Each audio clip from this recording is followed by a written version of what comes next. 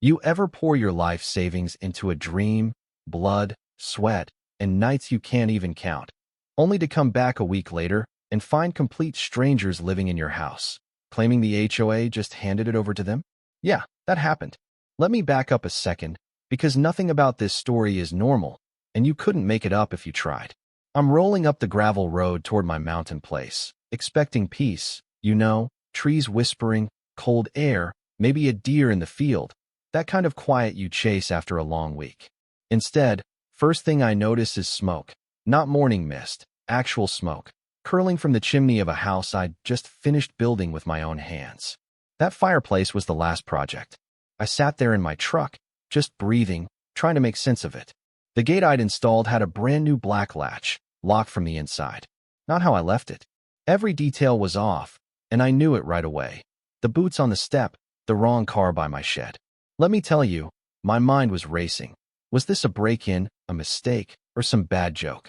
I'd only been gone a week, finalizing paperwork in Charlotte, getting ready to bring my family up for the big first weekend. Champagne on the counter, new floors, fresh paint, the whole thing. I climb over the gate, not even bothering to start my camera yet, and there's this floral mat on my porch instead of the one I picked out. When I call out, a woman opens the door, mid-50s, short blonde hair. That HOA board look, you know what I mean.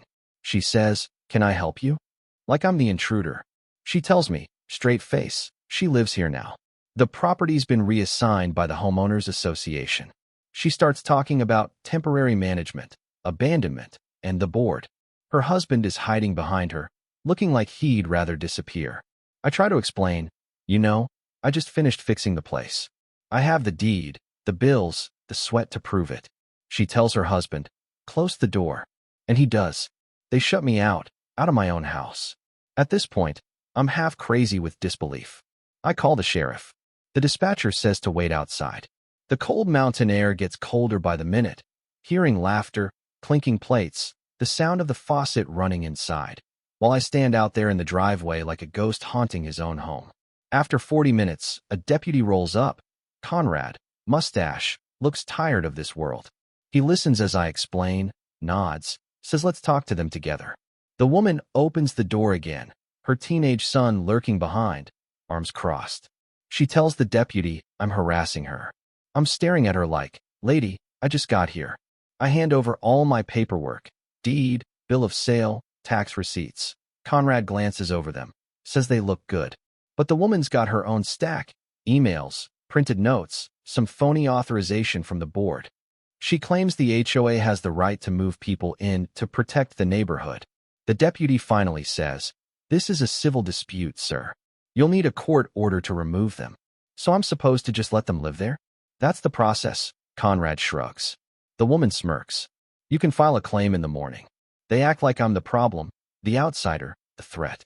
I call my wife. She's back in Charlotte. She's stunned, tells me to get a lawyer and not to do anything stupid. I sit on my tailgate watching the house that I built turn into a stranger's party. Next morning, I'm still in the truck, freezing, zero sleep, trying to film everything for proof. She comes out in a robe, coffee in hand, all neighborly. Tells me again, until the HOA sorts this out, I don't belong. She claims the property's in South Carolina jurisdiction, except, the state line is 30 miles south, and we're standing in Avery County, North Carolina. Her husband finally pipes up. "Maybe we should talk to someone." She shuts him down. Her son looks like he wants to disappear. Soon enough, neighbors start showing up. Royce Bell, old-timer with a thermos, asks what's happening. I explain. He looks at the woman, mutters, "That's her for you. Last year she tried to fine me for painting my shutters the wrong green." She snaps at him, saying he's always in violation. The crowd's getting bigger, phones out, people whispering. I'm done playing nice. I tell her she's got an hour to pack up, or I'm calling a lawyer.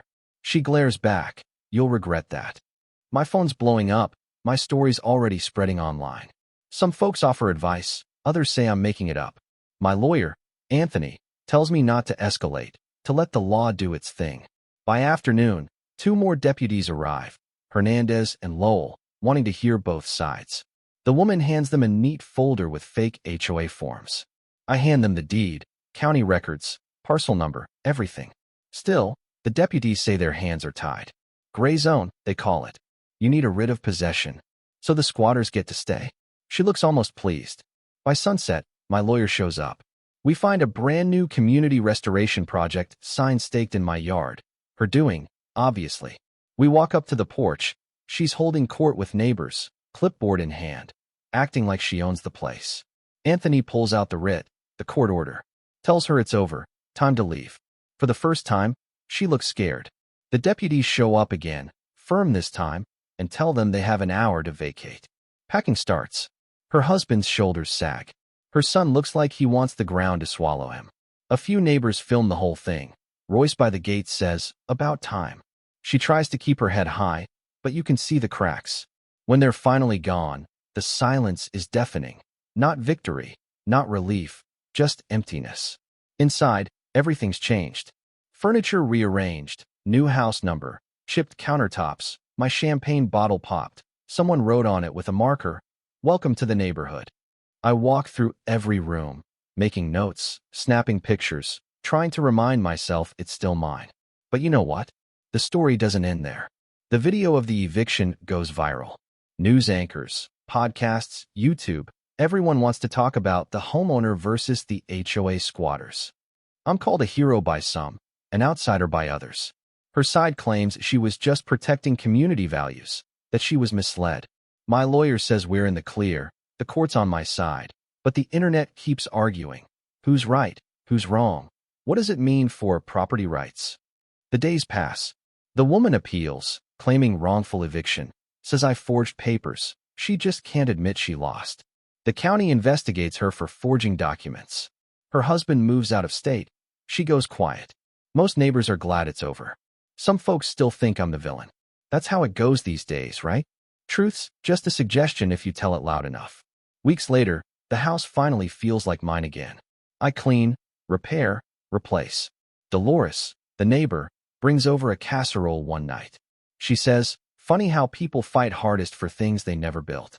Maybe she's right. Maybe people like that woman just don't know what it takes to create something real. I spend my evenings sitting on the porch, listening to the wind, trying to let go of the anger. Ownership isn't just a deed. It's what you put into a place, the effort, the care, the memories. You build something with your own hands, it changes you. Losing it, even for a moment, teaches you what it really means to belong. Sometimes, I think about all those comments online, people who've never met me, never seen the house, arguing about who deserves what. That's not real life. Real life is picking up the pieces, fixing what's broken, and moving forward. I filmed one last video, not angry, just honest. If you ever build something and someone tries to take it from you, don't give up. Fight for it, the right way. Because the real victory isn't just getting it back, it's knowing you never really lost it. So that's my story. If you've ever had something ripped away, your home, your peace, your trust, don't let anyone tell you it's gone for good. And if you've got an opinion on who was right or wrong in all this, I want to hear it. Drop your thoughts below. Tell me where you stand, what you'd have done. Community's not just a word, it's what we make it. And sometimes, to keep it honest, you've got to fight like hell for what's yours.